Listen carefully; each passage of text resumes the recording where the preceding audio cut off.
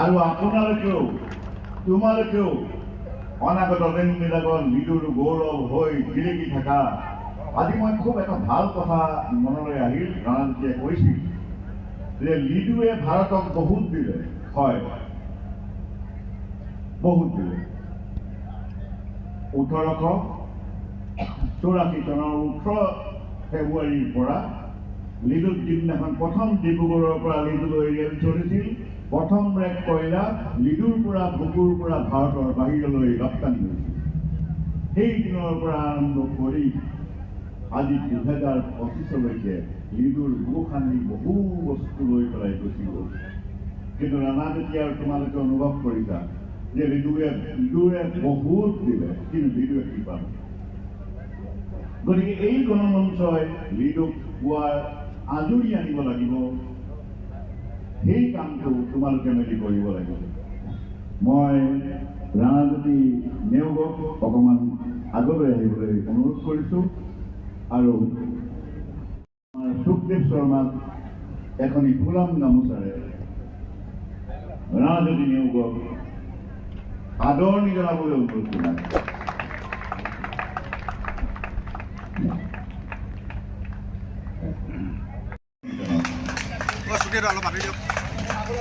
এই সময় আদৰণি জনোৱাৰ সময়, এই সময় অনন্য সময়, এই সময় অনুভৱৰ ভুলেৰে বুলোৱা এক নতুন সময়। এই পৰম্পৰা আমি আৰম্ভ কৰিছোঁ। সকলোৱে যি কাম কৰিছে সেই কামৰ প্ৰতি আমি স্বীকৃতি প্ৰদান কৰিছোঁ আৰু আমি এটা গধুৰ দায়িত্ব তেওঁৰ ওপৰত দি দিছোঁ এখন গামোচাৰে যে নহয়, এই যাত্ৰাৰ শেষ নাই। ধুমুহাই যদি ভাঙে আমাৰ অকণি প্ৰজা, যদি শেষ হয় সপোনৰ আদালতা, তথাপিও শেষ নাই এই যাত্ৰাৰ। কিছু দুৱাৰ, কিছু দিয়াৰ নাই পাৰ, অবিৰত এই যাত্ৰা, অবিৰত এই যাত্ৰা। আপোনাসকলে আদৰণি জনাওক এইবাৰ। গতিকে আজি এই সুন্দৰ গধূলিত, এই পবিত্ৰ মঞ্চত, এই পবিত্ৰ ক্ষণত গীতাদেৱী নেওগ, ৰাণাজ্যোতি নেওগৰ ওচৰত বাওঁফালে থাকিলে আটাইতকৈ বেছি ভাল লাগিব। আৰু মই মোৰ অতি শ্ৰদ্ধাৰ বন্ধু জগত চাং আগবঢ়াইছোঁ কোন প্ৰথমবাৰৰ বাবে প্ৰৱৰ্তিত লিডু গৌৰৱ বঁটা 2025। সমাজ, সাহিত্য, সংস্কৃতি, সাংবাদিক জগতত আপুনি সৃষ্টি কৰা পথ আগলৈও আদৰ্শ হৈ ৰ'ব। এই বিশ্বাসেৰে আমাৰ জ্যেষ্ঠসকলৰ ফালৰ পৰা আশীৰ্বাদ, স্নেহ আৰু কনিষ্ঠসকলৰ পৰা গভীৰ শ্ৰদ্ধা আৰু কৃতজ্ঞতাৰে ভৱিষ্যতেও লিডু আৰু সমগ্ৰ ৰাজ্যবাসীয়ে আশা কৰে আপোনাৰ এই অনবদ্য সেৱা, আপোনাৰ সুস্বাস্থ্য আৰু দীৰ্ঘায়ু কামনাৰে কৰিলোঁ। শ্ৰদ্ধাসহ ডক্টৰ ৰঞ্জিত দত্ত, জগত চাংমাই, লিডুবাসীৰ হৈ সৌজন্য শ্ৰী অশোক আগৰৱালা, শ্ৰীযুত সুখদেৱ শৰ্মা আৰু কৈলাশ গুপ্তা মাৰ্ঘেৰিটা। স্থান লিডু ৰেলৱে, ৰাজহুৱা ৰংগমঞ্চ, তাৰিখ 18 নৱেম্বৰ 2025। আমাৰ এই সন্মান আপুনি গ্ৰহণ কৰিব বুলি আমি আশা কৰিলোঁ। ধন্যবাদ।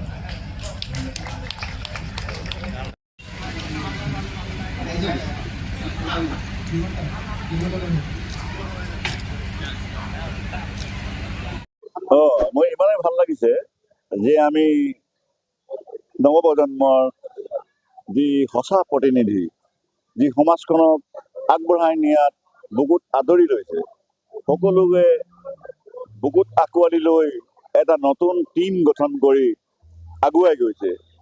সন্মুখত এটা নতুন দৃষ্টি আছে, সমাজ গঢ়াৰ দৃষ্টি, এক নতুন স্বপ্ন আছে, এক নতুন আলোড়নে পৃথিৱীখনত কৰাৰ লগতে লিডুৰ স্থান সেই পৃথিৱীখনত আঁকি দিয়াৰ বাবে। সেয়া হ'ল ৰাণাজ্যোতি নেওগ আৰু মাননীয় জগত চাংমাই, মোৰ বন্ধুবৰ আৰু মই যোৱা 8 ছেপ্টেম্বৰ দিনাখন, 8 নৱেম্বৰ দিনাখন আমি এইটো অনুভৱ কৰিছিলোঁ আৰু আজি এই বঁটা প্ৰদান কৰিবৰ কাৰণে। আৰু আমাক গণমঞ্চেও এই সময়কণ দিলে। গণমঞ্চৰ সকলো বিষয়ববীয়াকে আমি ধন্যবাদ জনাইছোঁ।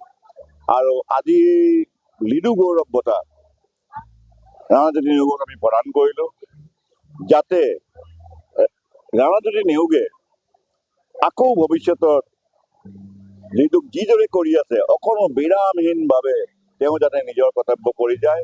কাৰণ তেওঁৰ যিটো টীম লিডুৰ যি যুৱ সমাজ, সেই যুৱ সমাজ সঁচাকৈ অনন্য। মই সদায় মাজে মাজে ভাবোঁ যে ইমান ধুনীয়া এটা সুন্দৰ টীম ৰাণাজ্যোতিৰ তত্বাৱধানত গঢ়ি উঠিছে, সেই টীমটোৱে বিশ্ব বিজয় কৰিব পাৰিব। তেওঁলোকে যি কৰি আছে মানে ভাবিব নোৱাৰি, আচলতে তাত কোনো ভাষা নাই। গতিকে সঁচাকৈ আমি অতি আহ্লাদিত হৈছোঁ আৰু আহ্লাদিত হৈ আমি লিডুবাসীৰ হৈ, কাৰণ আমি এই মঞ্চত জগত চাংমাই আৰু মোৰ বাহিৰে হয়তো মানে আমি পিতামহ ভীষ্মৰ নিচিনা, আচলতে সঁচা কথা ক'বলৈ গ'লে পিতামহ ভীষ্মৰ নিচিনা। গতিকে আমি সিদ্ধান্ত কৰি লৈছোঁ যে নহয়, আমি আমাৰ জীৱিত কালতে ৰাণাজ্যোতি নেওগক তেওঁ যি কাম কৰিছে তেওঁ দিয়াক আমি সম্বৰ্ধনা জনাওঁ, যাতে তেওঁ অনুপ্ৰাণিত হওক, ভৱিষ্যতত তেওঁ নিজৰ নতুন নতুন কাম কৰক। আৰু তেওঁক সম্বৰ্ধনা জনোৱাৰ মানে তেওঁৰ যিটো টীমৰ প্ৰতিগৰাকী সদস্য তেওঁলোকলৈ আমি নমন কৰিছোঁ। তেওঁলোকক আমি আশা কৰিছোঁ যে ভৱিষ্যতৰ এক সোণালী লিডু, স্বপ্নৰ এক বাস্তৱিত এক সোণালী লিডু যাতে তেওঁলোকে আমাক দিয়ে। অতি ভাল লাগিছে। ৰাণাজ্যোতিৰ জীৱন মধুময় হওক, অনাগত দিনবিলাকত যেন গোলাপৰ ৰঙীন পাহি ৰাণাজ্যোতি নেওগ আৰু তেওঁৰ টীমৰ সকলো সদস্যৰ যাত্ৰাপথত যেন উপস্থিত হওক, তাকে কামনা কৰিলোঁ। ধন্যবাদ। লিডুৰ বাবে গৰ্বৰ দিন, অতি আনন্দৰ দিন যে আমি লিডুবাসী ৰাইজে একত্ৰিত হৈ আমাৰ লিডুৰ গৌৰৱস্বৰূপ আমাৰ ৰাণাজ্যোতি নেওগদেৱক লিডু গৌৰৱ বঁটাৰে আমি সন্মানিত কৰিছোঁ। আমি জানো যে অসমৰ বিভিন্ন প্ৰান্তত যদি আমি ফুৰিবলৈ যাওঁ, প্ৰত্যেকেই লিডুৰ কথা ক'লেই আমাক সোধে যে লিডু ৰাণাজ্যোতি নেওগৰ লিডু নহয় জানো? আমি কওঁ হয়, ৰাণাজ্যোতি নেওগৰেই লিডু। গতিকে লিডু মানে যেন ৰাণাজ্যোতি নেওগ মানে যেন লিডু, এনে এটা ভাৱ আমাৰ মনত উদয় হয়। সেইবাবে ৰাণাই কৰি অহা যিখিনি সমাজ সেৱামূলক কাম, সেই কামবিলাকক ত্বৰান্বিত কৰিবৰ কাৰণে, তেওঁক অনুপ্ৰাণিত কৰিবৰ কাৰণে আমি লিডুবাসী ৰাইজৰ হৈ লিডু গৌৰৱ বঁটা তেওঁলৈ প্ৰদান কৰিছোঁ।